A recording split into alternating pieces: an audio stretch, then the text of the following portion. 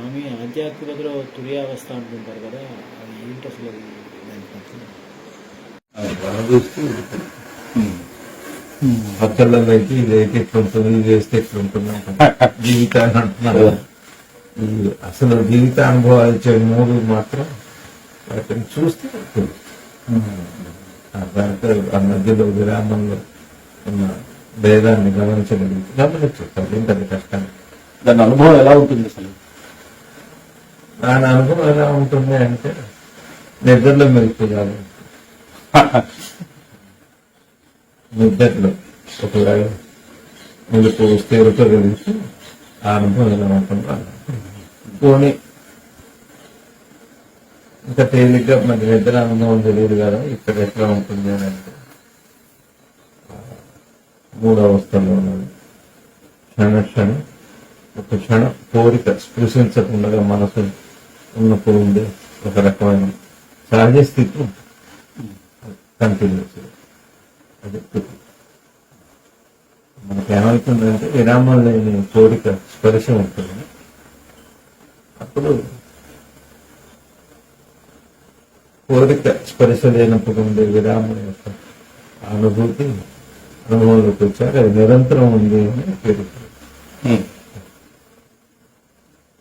మరంటే అప్పుడు కోరిక లేని స్థితి మనకు ఉందా అని ఉంది. కోరిక రాకమునకు ఉండే స్థితి అవుతుంది. ఆ కోరిక వచ్చిన తర్వాత ఆ తపన అపరహితం తీరాక వచ్చే సంతోషం ఉంటుంది. కోరిక తీరాక ఒక తృప్తి ఒక సంతోషం ఉంటుంది. అక్కడ ఏం చేస్తామంటే కోరిక తీరాక ఉన్న సంతోషాన్ని తృప్తిని కోరిక తీరక మనకు ఉంది అట్లానే అనే విషయాన్ని ఎప్పుడు చూడలేం మనం.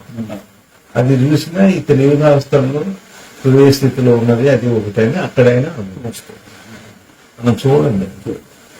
పూర్వస్థితి అపూర్వ స్థితిగా ఉంది, పూర్వస్థితి అంత్యస్థితిలో కూడా ఉంది. అయితే మనం అంత్యస్థితిని అనుభవిస్తూ వెళ్ళిపోతున్నాం అంతే.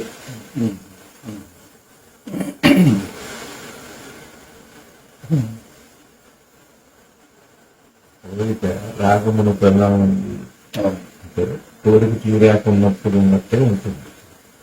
దానికి సంతోషం అని పేరు పెట్టాం.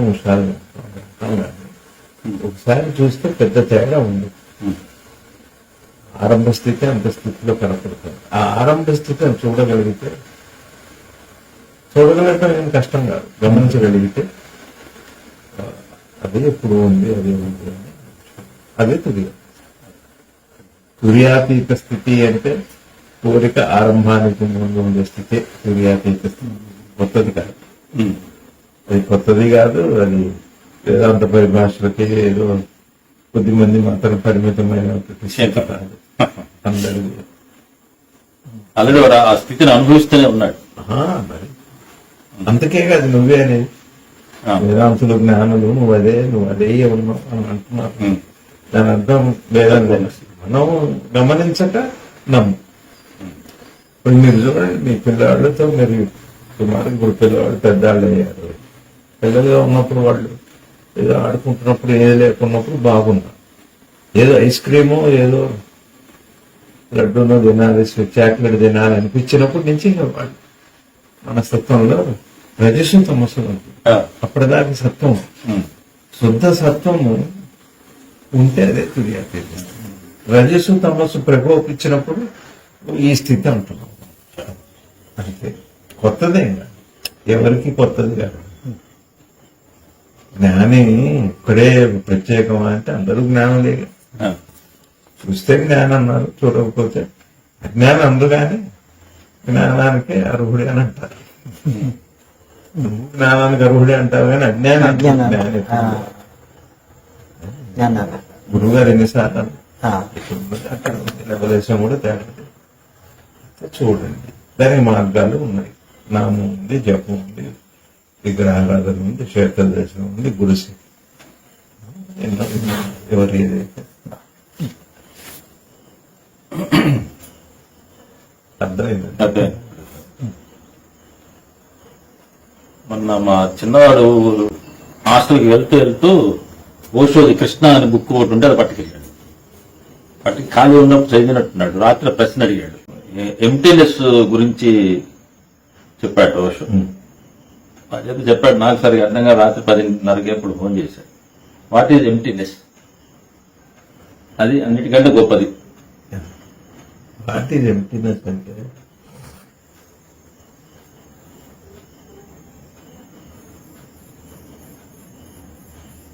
ఇది చెప్పాలంటే కొద్దిగా తత్వం చెప్పాలి మీకు.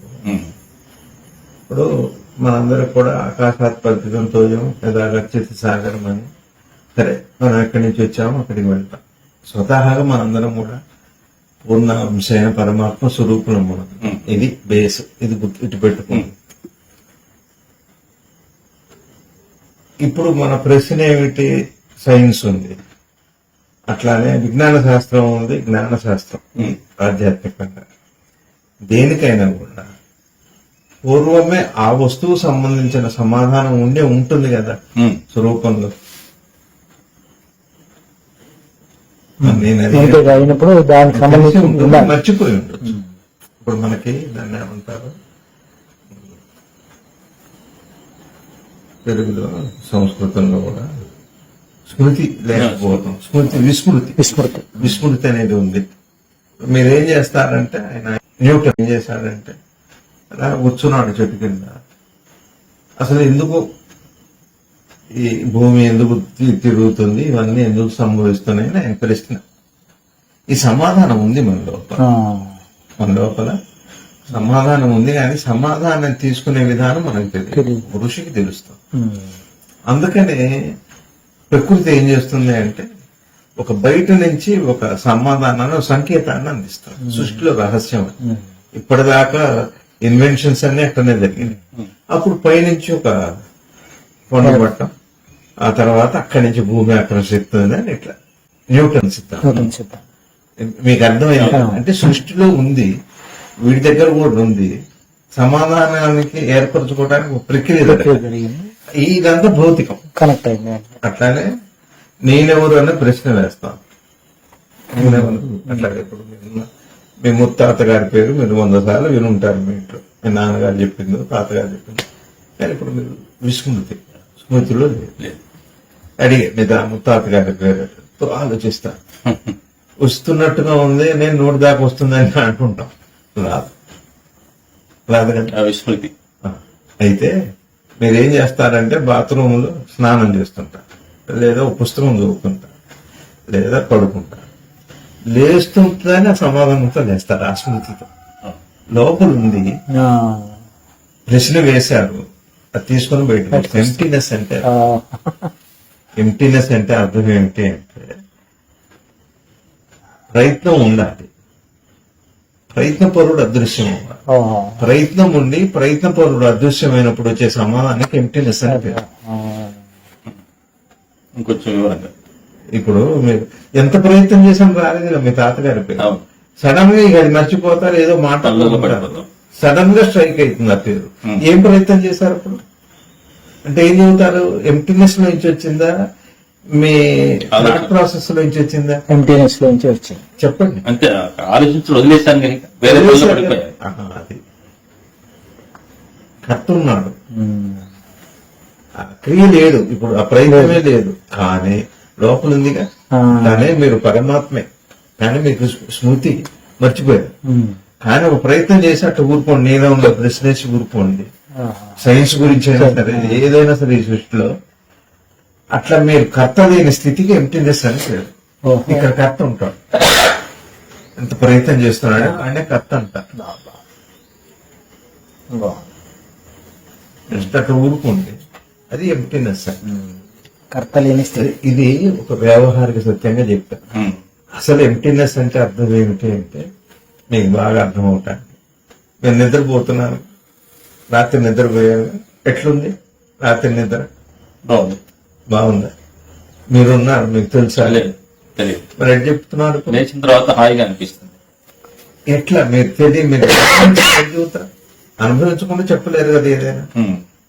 మీరు రాత్రి అనుభవాన్ని ఇప్పుడు మీరు అనుభవించకపోతే చెప్పలేరు, అనుభవించారు కాబట్టి చెబుతున్నారు. అనుభవించారు మీకు తెలియదు, నిద్రలో మీకు తెలియదు, కానీ అనుభవించారు. కానీ మీరు లేకపోయినా అనుభవించాలి. ఆ మీరు లేని స్థితిని ఎంప్టీనెస్ అంటారు. ఆ, ఉమ్, అది తేలిగా చెప్పాలంటే ఎంప్టీనెస్ అంటే ఐ అనే ఈగో ఫీలింగ్ ఏదైతే ఉందో అది ఉండదు, అయినా అనుభవం ఉంటుంది. అనుభవం. అది ఎంప్టీనెస్. ఎంప్టీనెస్ అంటే అనుభవం లేని స్థితి అని కాదు, అనుభవపరుడు లేని స్థితిని ఎంప్టీనెస్. అనుభవపరుడు లేని స్థితి. ఎక్స్పీరియన్స్ అండి, um, experience without experiencer is called emptiness. చాలా బాగుంది. దానికి బెస్ట్ ఎగ్జాంపుల్ డీప్ స్లీప్. నేను లేను అయినా నాకు Experience. అనుభవించారు. 10 మంది అసలు ఏ నిద్ర పెట్టింది అని అంటాం కదా, అనుభవించింది చెప్తున్నా. కానీ నేను లేను, కానీ నేను లేనప్పుడు కూడా నాకు అనుభవం కలిగింది. ఆ నీళ్లు లేని స్థితికి ఎంప్టీనెస్ అంటే అంటే టోటల్ గా ఒక మాటలో చెప్పాలంటే నీళ్లు లేని స్థితిని ఎంప్టీనెస్ అంటారు, ఈగోలెస్ స్టేట్.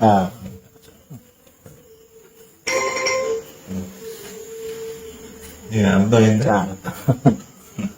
క్లియర్ గా ఉంది ఇది. అయితే నీకు అర్థం అవుతాను నాకు మళ్ళా ఎంప్టీనెస్. అట్లా మీరు ఊరుకోండి, పురాణాలే కాదు సృష్టి వేద రహస్యాలు కూడా మీకు తెలుస్తాయి. ఊరుకోండి, అట్లా అంతే తెలుస్తాయి, మీకు క్షణంలో తెలుస్తాయి. మీ ముందు నుంచి సమాధానం అట్లా వెళ్తుంటారు, అట్లా వెళ్తుంటారు. మీరు ప్రయత్నం చేయండి, అట్లా ఉంటుంది. అదే ఇంకా తేలిగ్గా చెప్పాలంటే ఎంప్టీనెస్ అంటే ఒక టీచర్ పాఠం వింటుంటారు, లేదా ఒక మంచి గానగంధర్వుడు ఘంటసాల వారి పాఠం వింటుంటారు. అది ఏ లోకంలో ఉన్నానో నాకు తెలియదు అంటారు. మరి ఏ లోకంలో ఉన్నాడో తెలియదు, ఏం చేస్తున్నాడో తెలియదు, కానీ అంత నైమర్పు ఎందుకు వచ్చింది ఆ స్థితిలో? అది ఎంప్టీనెస్ అంట. ఈగో లేదు, తను లేని స్థితిలో తనకు అనుభవం వస్తుంది. తను లేని స్థితిలోనే నిజంగా అనుభవం ఎప్పుడు వస్తుంది అంటే తనున్న స్థితిలో, తను లేని స్థితిలో, తనువు లేని స్థితిలో, తను లేని తను లేని స్థితి. మీకు అర్థం అసలు నేను ఎక్కడున్నానో నాకే తెలియలేప్ప, ఏం పాడాడా అంటాడు. అంటే అప్పుడు నీళ్ళు లేదు. ఆ నీళ్ళు లేని స్థితినే ఎంప్టీనెస్ అని. అప్పుడు పక్కన ఏం జరిగింది లేదు, స్మృతి లేదు, పిల్లలు లేదు, జల్ల లేదు, ఏది లేదు, ఉన్న వస్తువు విషయం తప్పనిచ్చి పోట్లేనే లేదు. అట్లా చివరికి లోపల ఆత్మ వస్తువుతో సంబంధం అది పారమార్థిక సత్యం, అల్టిమేట్ ట్రూత్. ఇదేంటంటే ఫంక్షనల్ గా ఇక్కడ ఉండే వరల్డ్ ట్రూత్ అంటే భౌతిక వ్యవహారిక సత్యం. వ్యవహారిక జరుగుతూనే ఉన్నాయి అందరికి. ఒక గాలి చూసేటప్పుడు ఒక సినిమా, అందుకే ఈ పరుసు పోయిందంటే ఏంటి, మీరు లేని స్థితిలోనే జరుగుతుంది. మీరు ఉండగా దొంగతనం జరగదు. అందుకే కృష్ణతత్వం అన్నా. చోరుడు అంటే నేను లేనప్పుడే ఆయన ప్రవేశిస్తాడు భగవంతుడు, నేను లేనప్పుడే దొంగ ప్రవేశిస్తాడు. రెంటికి సామ్యం. అందుకే చోరాణాంపతి శివుడు, చోరాణాంపతి చోరుడు ఆయన. తస్కరాణాంపతి రుద్రం అంతా అదే. మీకు భగవంతుడు మీరు ఉదయంలో ఆయన స్పర్శ రావాలంటే నేను అక్కడ ఉండకూడదు కొద్ది కూడా, లేకపోతే అప్పుడే నేనంటే ఏం లేదు. మళ్ళీ నేనెవరు అని మీరు అడుగుతారు. నేనంటే ఏం లేదు, డిజైన్ ఏదేమైనా సరే, దేనికి సంబంధించిన సరే, దేంతో అయినా సరే.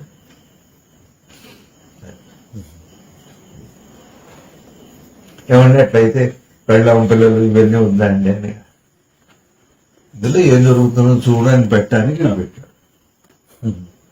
ఓషో కోరిక తీర్చుకోమని చెప్పాడు. ఇక దాంతో ఇక అందులోనే జరుగుతుంది కదా.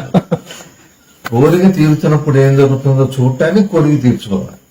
అది ఎట్లా ఉంటుంది? అప్పుడేమో నేను లేదా, తర్వాత ఏమో నేను పోతాయి. చూసే స్మృతి ఎక్కడ. ఆ తర్వాత ఒక సైంటిస్ట్ లాగా తయారవ్వాలి. ఏం జరిగింది, నేను ఎందుకు పోయింది అక్కడ, నేను పోయినప్పుడు ఏం జరుగుతుంది. ఇది దీని పేరు తపస్సు, దీని పేరు సాధన, దీని పేరు ఋషి. ఇప్పుడు మీరు కాఫీ అంటే ఎంతో ప్రీతి, కాఫీ టీ అంటే ఇష్టం. భువనేశ్వర్ గారు తీసుకొచ్చి కాఫీ పెడతారు. మీరు రామాయణంలో కర్ణుని చదువుతున్నారు, టీ చల్లారిపోతుంది, మేగడ కొడుతుంది, విధంగా అక్కడ పెట్టాక చెప్పారు టీ పెట్టారంటే అంటే సరే అంటారు కూడా. కర్ణుడే ఉన్నాడు అక్కడ, కర్ణాలు. ఆ తర్వాత అంత అయిపోయిన తర్వాత ఏ టీ అంటారు, టీ ఇందాక పెట్టారు చూస్తే అక్కడే ఉంటుంది, అదంతా మేగడ కట్టి ఉంటారు. విన్నారు, చూశారు, చెప్పారు, ఏమయ్యారు అక్కడ అది ఎంప్టీనెస్ అంటే చదవకపోవటము, వినకపోవటము, మాట్లాడకపోవటం ఇవి కాదు. నేను అనేవాడు అక్కడ, ఇది ఎంప్టీనెస్. ఎన్నో ఉన్నాయి. మీరు పట్టుకుని ఉంటారు వాటికి బహుశా సబ్జెక్ట్ అర్థం కాలేదు. అయితే బాగా బ్రహ్మాండంగా చెప్తాను. నేనంటే ఏం లేదు, ప్రపంచం identity with something, identifying with something. Something. ఇప్పుడు అవన్నీ చెప్పాలి పిల్లలకి, చెబితే కానీ అప్పుడు అతను ఎంప్టీనెస్ అంటే అతను అంత అట్రాక్షనే ఉందండి ఓషోలో. వాడు ఇంట్లో పుస్తకం పట్టుకెళ్ళాడు, ఎప్పుడు చదివాడు నాకు చాలా ఆశ్చర్యం వేసింది. రోజు అది చాలా బాగుంటాయి. బుక్స్ ఉన్నాయి. ఎంటీ బోట్ అనే ఒక పుస్తకం నేను చదివాను. అద్భుతమైన సాహిత్యం, అద్భుతమైన మిస్ప్రైజింగ్ గా ఉంది. అన్నింటి మీద రాశారు. ఉపనిషత్తుల మీద రాశారు, యోగం మీద రాశారు, ఆయన మంత్రం మీద రాశారు. గొప్పవాడండి, చాలా గొప్పవాడండి. మీరు వెళ్ళాక ఒకసారి ఆయన ఊరికట్ల ఒక్కసారి టచ్ చేస్తారు, ఒక 3-4 గంటలు మీరు స్మృతిలో ఉంటుంది. బా, అంత యోగి. యోగి, గొప్ప యోగి. జబల్పూర్ లో పుట్టాడు ఆయన, మహేష్ యోగి. అంత జబల్పూర్ వాడు. తర్వాత గొప్పవారు, చాలా గొప్పవారు ఆయన. వరంగల్ విపిఎన్ శర్మ గారు ఆయన దగ్గర శిష్యుకం చేసి వచ్చారు. నేను దీంట్లో మంది. ఈ పుస్తకమే పెద్దదండి అసలు. ఎక్కడైతే అదే పుస్తకం. అది జరిగితే నా పుస్తకాలన్నీ మీరే, ఒక్కొక్కరికి ఒక్కొక్క పుస్తకం. అట్లా ఎట్లా ఉన్నా కూడా నేనుగానే ఉంటాను. గురుగారు చెప్పారట, కృష్ణుడు ఎట్టున్నట్టంటే కృష్ణుడు చేసే పనులని కృష్ణుడు చూశాట. అది కృష్ణుడు. కృష్ణుడు చేసిన సమస్త జన్మ దగ్గర నుంచి మళ్ళా అవతారం చాలించేంత వరకు ఉన్న కథనంతా కృష్ణుడు తను తాను చూసుకున్నాడు. అది కృష్ణత్వం. మరి వెళ్ళగాలి కదా. ది ఎంటీ బోట్ అనే పుస్తకం ఉంది. అది బాగున్నాయి, ఎంత బాగుంటుందో. ఈ పిల్లవాడు దారి తప్పడుగా భయం వేస్తుంది. ఏముంది అట్లే కానీ అడగాలి ఎవరినన్నా, మళ్ళా సరైన వాళ్ళని అడగాలి. అదే అట్లా కాకుండా ఒక పర్వతాన్ని అడిగారు అనుకోండి, పక్కకి తీసుకెళ్తారు. ఏం కదా, బాగుంటుంది. శ్రద్ధగా చదివి ఏ ఉద్దేశంతో చదువుతున్నారు అన్నది ఇంపార్టెంట్. ఇప్పుడు మనకి వాత్సాయన కామశాస్త్రం ఉంది. ఎట్లయినా అందులో జ్ఞానం కోసం కూడా చదవచ్చు ఆ పుస్తకాన్ని. అంత జ్ఞానం ఉంది. వారి పుస్తకం లేదు ఇప్పుడు, అవుట్ ఆఫ్ ప్రింట్. వాత్సాయన కామసూత్రం. వాత్సాయన కామశాస్త్రం అది వైద్య శాస్త్రంలో ఒక పార్ట్ అని రాశాడు ఒక తత్వవేత్తలు. వైద్యమనే, వైద్యం ఏంటది, వైద్యమే, శాస్త్రం వైద్యమే అంటాడు. వైద్యం ఉంది, యోగము ఉంది, తర్వాత ఎంతో జ్ఞానం ఉంది. ఆయన చెబుతారు ఇట్లా, ఇది పూర్ణం. సపోజ్ ఇట్లా పెడితే, కాదు, ఇట్లా పెడితే పూర్ణం కాదు, కాదుగా. ఈ అసంపూర్ణం కూడా కాదు. కాదు. ఇది ఇటు అది అటు. ఇది భార్యాభర్తలు. అప్పుడు సృష్టి జరుగుతుంది. అట్లా చెబుతారు. నాకు భలే నచ్చింది అవుదా. ఎక్స్ మీరు తిప్పితే ఏమైతుంది? అట్లా చిత్రం అండి అసలు. ఎంత సైన్స్ అండి మన భారతీయ సంస్కృతి. చెప్పేవాడు కావాలి, అడగాలి, అదృష్టంతో చేరాలి. అందుకనే గురు శుశ్రూష, గురువు దొరకటం అనేది అదృష్టం, వాడుకోవాలి, వెళ్ళాలి. ప్రయత్నపరుడు లేకుండా మన ఆన్సర్ వస్తుందంటే కాన్షియస్ లో అది నడుస్తూ ఉంటుంది అన్నమాట. ప్రయత్నపరుడు లేకుండానే ఆన్సర్ వస్తుంది అంటే ప్రయత్నపరుడు కాన్షియస్ లో కంటిన్యూ. అలానే కాదు, ప్రయత్నపరుడు అంటే ప్రయత్నం ఉంటుంది, సహజమైన తర్వాత ప్రయత్నపరుడు ఉన్నాడు. ఉదాహరణకి నువ్వు బండి వేసుకునే కదా వచ్చావు, నువ్వు గేర్ల మీద ఎంత మనసు పెట్టావు, ఇక్కడి నుంచి ఇక్కడికి వచ్చారు. సహజమైపోయి క్లచ్ నొక్కుతావు, గేర్ మారుస్తావు, అన్నీ ఆటోమేటిక్ గా జరుగుతాయి. ప్రయత్నపరుడు లేడంటే నడపకుండానే వచ్చింది. దాని మీద నీకు అంత ఎఫర్ట్ అక్కర్లా. ఇప్పుడు మనం ఏంటంటే ఇప్పుడు ఈ జీవిత నావ నడవటానికి 1% చాలు కాన్షియస్. 1%, 99%. బాగా న్యూటను మహామేధవులు అనుకున్న వాళ్ళకు కూడా 5% మేధస్సే. 95% లుప్తమైంది. యోగుకి ఏం చేస్తారంటే 99 కూడా దీప్తం చేసుకొని 1% వదిలిపెడతారు. యువతులు ఇది చదువుకుంటూ వాళ్ళు మహానందం అద్భుతమైన వాళ్ళు ఆవిష్కరణలు చేస్తారు. ఫుల్ దాన్ని ఏమంటారంటే మైండ్ ఫుల్నెస్. 100% బ్రెయిన్ వర్క్ చేయటం. మనకెంత బాగా తెలియగలుగుతాను. రామానుజన్ గారు లాంటి వాళ్ళకు కూడా, శ్రీనివాస రామానుజన్ గారు కూడా మహా అయితే ఒక 2%. జితు కృష్ణమూర్తి గారు, సత్పు శివానందమూర్తి గారు, ఒక రమణ వాళ్ళది 100% బ్రెయిన్ అంటే వాళ్ళది. అప్పుడు శేషాద్రి స్వామిని మహా అవధూత, ఆయన యోగి, మహాయోగి అరుణాచలంలో. అప్పటికే ఆయన యోగిగా పిలువబడుతూ ఆ పూజలు అందుకుంటున్న వ్యక్తి ఆయన. ఒకసారి రమణ భగవాన్ దగ్గరికి వచ్చారు. ఆయన పరిచయం అయినప్పటికీ భగవాన్కి రాళ్ళు వేస్తుంటే ఆయనే ఈయన గుర్తుపట్టి, ఈయన సామాన్యుడు కాదని చెప్పి అందరిని నిలబొట్టి ఆయన కాపాడి అట్లా తీసుకొచ్చాను. ఒకసారి ఆయనకి అనుమానం వచ్చి అసలు ఈయన లోపల ఎట్లుంటారో చూద్దాం.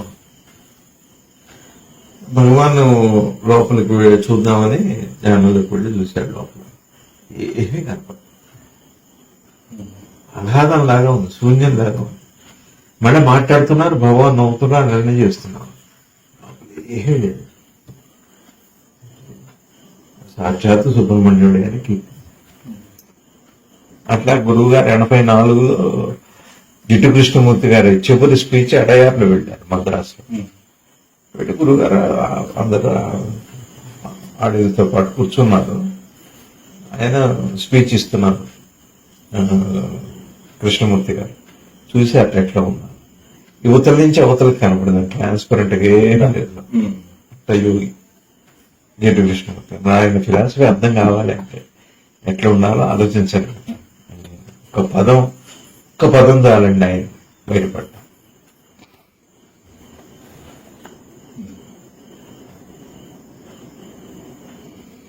ఒకరోజు అప్పట్లో నేను ఇప్పుడు ఇక్కడికే 2000 ప్రాంతాల్లో అనుకుంటా సుమారుగా ఉరికి ఒక పుస్తకం తీసి చదువుతున్నా. ఒక పేరానో ఏదో ఒక లైనో చదివా. 3 days ఆ కాన్షియస్ లో ఉన్నాను. 3 days అట్లా ఉంటున్నాయి. అది అర్థం అవ్వాలి. అవి అర్థమైతే ఎంప్టీనెస్ అంటే ఎంత అద్భుతమైన విషయం. ఉపనిషత్ వాక్యం. మనం నాశనం అవటం, ఒక మాటలో చెప్పాలంటే మనం నాశనమైన వాడికే నేను లేని స్థితి, అహం రహిత స్థితి, అహంకార రహిత స్థితి. అహంకారం, సాత్వికాంకారం, ఎంప్టీనెస్ లోనే మనం అన్ని పనులు చేస్తున్నాం. అబ్బాయి బాబు చెప్పండి, ఎంప్టీనెస్ ఉంటేనే మరి 10th ర్యాంక్ వచ్చింది. ఎంప్టీనెస్ వల్ల చెప్పండి. అయితే ఎంప్టీనెస్ చూడటం అన్నది నేర్చుకోవాలి. ఉంది ఎంప్టీనెస్ లోనే ఇంత క్రియేషన్ జరుగుతుంది. శివుడిని అడిగారు, ఇంత మహత్తు కలిగిన వారు మీరు ఎట చేస్తున్నారు, ఇంత మహత్తు నాకు తెలియదు ఆ విషయం అన్నారు. అది మీరు ఇప్పుడు మీ జీవితాన్ని ఇన్నాళ్ళు మీరు 50+ లో ఉన్నారనుకోండి. 50+ లో ఇంత జీవితం ఎట్ట జరిగింది అంటే ఎంప్టీనెస్ లో జరిగింది. మీకు తెలియదు ఈ రహస్యం. కానీ మనం ఎలా ఉంటామంటే ఇంత కష్టపడ్డా, నేను ఇంత నాలెడ్జ్ ఉంది, నాకు ఇంత ఉంది అని దీన్ని కాపాదిస్తున్నారు మీరు. నిజంగా జరిగిందంతా ఎంప్టీనెస్. చూడండి, తెలుస్తుంది. అది బ్యూటీ లైఫ్. దాన్నే తదధీన వృత్తి అని అంటారు. తదధీన వృత్తి అన్నా అదే ఒక రకంగా. గురుగారు నాకు టర్నింగ్ లో చెప్పారమ్మా. అమృతోత్సవం ఉన్నాయన్ని గురువుల సమక్షం, వాడు బోధ, వాడి సాహచర్యం, పుణ్యం అంతే. వరమే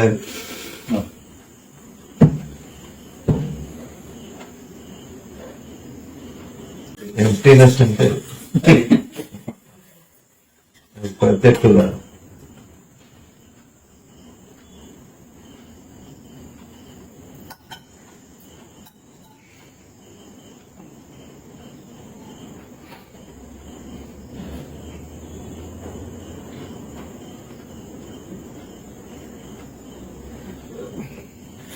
మీరు ఏదైనా నింపుకోవాలనుకుంటే ఏం చేస్తారు? ఖాళీ దగ్గర తీసుకురా. నిండి దాన్ని తీసుకెళ్తే అట్లా ఎంటీగా ఉండాలి. ఎంటీగా ఉంటే నిండు బాగుంది. ఇది అద్భుతంగా ఉంది ఈ ఉదాహరణ. అందుకని తెలుగులో కూడా వినడము, ఆలకించడము, హియరింగ్, లిజనింగ్. లిజనింగ్ ఉన్నాయి.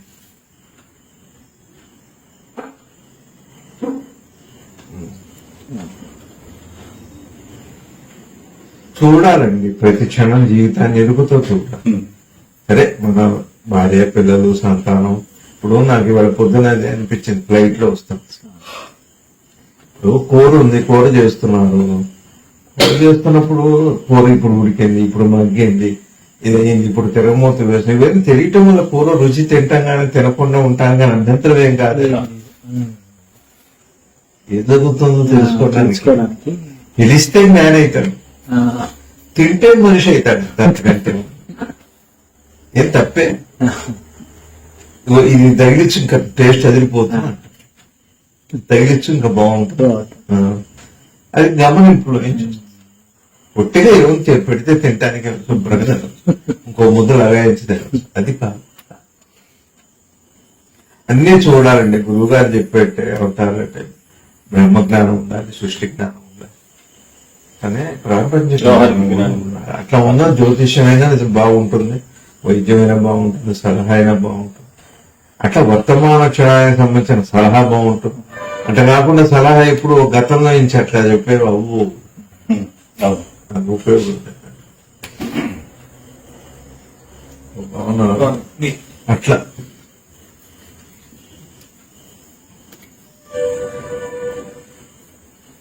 మంచిది, పోష చదవాలనిపించడం మంచిది. దృష్టి బాగుంది అబ్బాయి. నేను కూడా చెబుతున్నాను.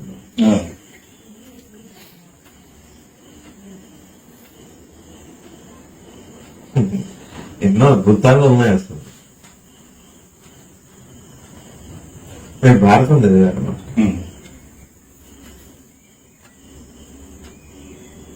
ఇప్పుడు భారతంలో ఎన్ని పర్వాలు ఉంటాయి సుమారుగా? 18 పర్వాలు. 18 పర్వాల్లో మీకు ఏ పర్వం అడిగిన చెబుతారుగా. 18 పర్వాలు చెప్పగలరా? కదా, చెప్తారు. 18 పర్వాలు ఉన్నాయా మీ దగ్గర ఇప్పుడు? అంటే అడిగితే వస్తుందా, అడగకుండానే చెప్పగలుగుతారు 18 పర్వాలు? ఉంది, 18 పర్వాలు ఉన్నాయి. ఉంది కానీ 18 పర్వాలు ఉంది అంటే అడిగితే వస్తుంది, లేకపోతే ఏముండదు. అది అద్భుతం. ప్రాక్టికల్ గా అర్థమయ్యేది. ఒకటి పర్వంలో భీష్ముడు చెప్పని చెప్పంటే అటుకి గుర్తొస్తాయి, ఇటు గుర్తొస్తాయి, ఏమైనా గుర్తొస్తాయి. మళ్ళీ అడిగితే మన అందుముందు ఏముంది, ఇక్కడ శూన్యంగానే ఉంటుంది. ఎంప్టీనెస్ అంటే సమస్తం ఎంప్టీనెస్ ఉంది. అది ఇప్పుడు అదే సపోజ్ 18 పర్వాలు మీకు స్ఫురణలో ఇప్పుడు ఎదురుగా పిచ్చివాడైపోతారు. ఇంకా మీకు ఎదురుగా ఎవరు కనపడరు, ఏది ఉండదు. నా కర్ణుడు, భీష్ముడు, దుర్యోధనుడు, అది నాగాస్త్రం, అవి పిచ్చి అయిపోతుంది. ఎంప్టీనెస్ ఉంచాడు కాబట్టే మనం బాగున్నాం. మనసు నిలపాలని ప్రయత్నం చేస్తున్నారు మెడిటేషన్ పేరు, చాలా తక్కువ. ఇవన్నీ తెలియాలి. ఇవన్నీ తెలియకుండా ఊరికే మూలంగా మెడిటేషన్ చేస్తున్నామని అక్కడికి వెళ్ళాను, ఇక్కడికి ఎవరినో అంటారు. ఎంప్టీనెస్ అంటే అర్థమైంది. అది చెప్తారు. విస్మృతి స్మృతి స్మృతి రెండు ఎంటీఎస్ లోనే ఉన్నాయి మొత్తం. పూర్ణమద పూర్ణ అది ఎంటీఎస్. చెప్పండి మాస్టర్, వాళ్ళు మంచి బాగా మాట్లాడారు. ఇట్లయితేనే నాకు సంతోషం. నాకు దేని మీద పెద్ద మాట్లాడుతూ నాకు బలం, నాకే మంచిది. స్కూళ్ళల్లో ఎక్కడ ఏమాత్రం అవకాశం కూడా లేదు పిల్లలకి. కాస్త నాకు మంచి మాటలు చెప్పడానికి కూడా అవకాశం లేదు. అది కుటుంబ వ్యవస్థ. కుటుంబం వస్తే బాగుంటుంది.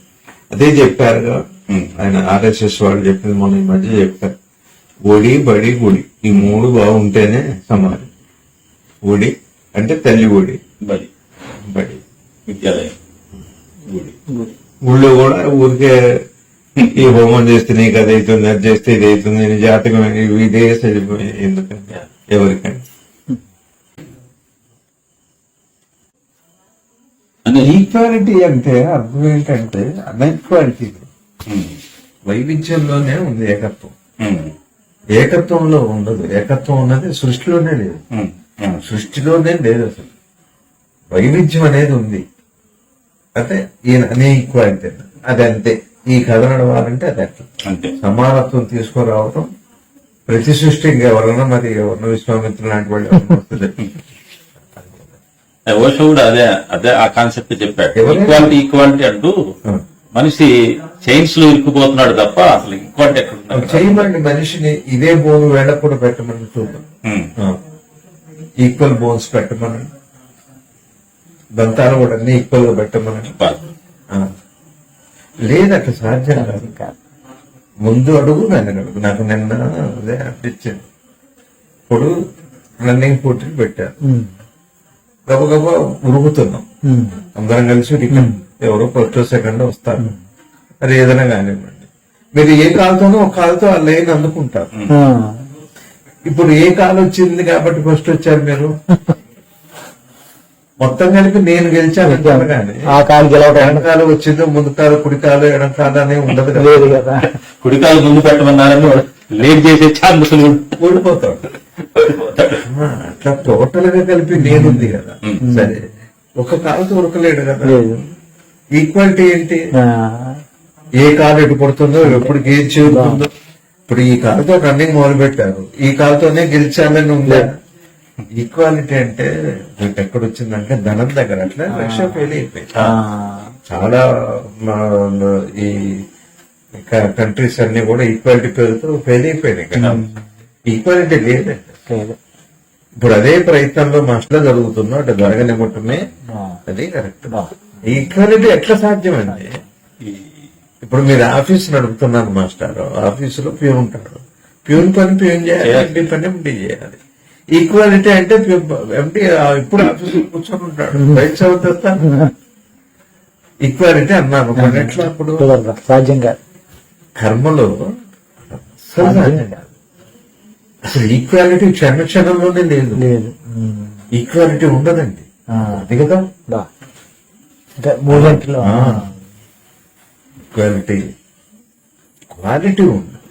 Equal Quality. Equal quality. Important. అది ఈక్వాలిటీ ప్యూన్ కదా అని చెప్పి చిన్న చూపు చూడటము, ఎండి కదా అని పెద్ద చూపు చూడటం ఉండకూడదు. ఉండకూడదు. అది క్వాలిటీలో విషయం శ్రమ విభజన ఉంటుంది, శ్రమ ఉంటుంది, అది ఇట్లాంటివన్నీ ఉంటాయి. ధనం ఉంటుంది, అది అట్లా ఉంటుంది. ఇప్పుడు అదే దేశంలో ఒక దేశం ఏదో ఈ మధ్యనే ఆ దేశంలో అందరికీ డబ్బులు సమానంగా లక్షలు వేశారు. ఇథియోపియా అనేది ఇథియోపియా మొత్తం వచ్చి చివరికి మాకు డబ్బులు వద్దని సాధ్యం కాదు. అంటే అదే ఉంది. అక్కడ ఆర్కిటిక్ ఖండంలో ఈ మంచు ఇళ్లలో ఉంటారు స్వామి, ఇగ్గులు అని. వాళ్ళని అమెరికా వాళ్ళు వెళ్ళి మేము అది చేస్తాం ఇది చేస్తామంటే అస్సలు వద్దు, మీరు మమ్మల్ని చెడగొట్టద్దు, మేము చాలా హ్యాపీగా ఉన్నాం, మీరు అనవసరంగా మమ్మల్ని ఈక్వాలిటీ లేదండి. ఇబ్బంది పెట్టద్దు అని అన్నారు. ఇప్పుడు అదే ప్రాబ్లం వచ్చింది. చూడండి, ఈవెన్ మీరు అందాక ఎందుకంటే మనిషి మేధస్సు కాదు, చీముల్లో రాణి చీములు, పనిచేసే చీములు, రకరకాల చీములు ఉన్నాయి. మళ్ళీ వాటిల్లో కొన్నేమో మగ చీములు ఇంట్లో ఉంటాయి, ఆడ చీములు పనిచేస్తుంటాయి, పొట్టులు అట్టు ఉన్నాయి. ఈక్వాలిటీ ఎందుకు అసలు? ఈక్వాలిటీ ఎందుకంటే క్వాలిటీ ఉండాలి. క్వాలిటీ ఉండాలి, క్వాలిఫికేషన్ ఉండాలి, తర్వాత క్వైట్ గా ఉండాలి, పీస్ఫుల్ గా ఉండాలి. ఇవి జరగాలి.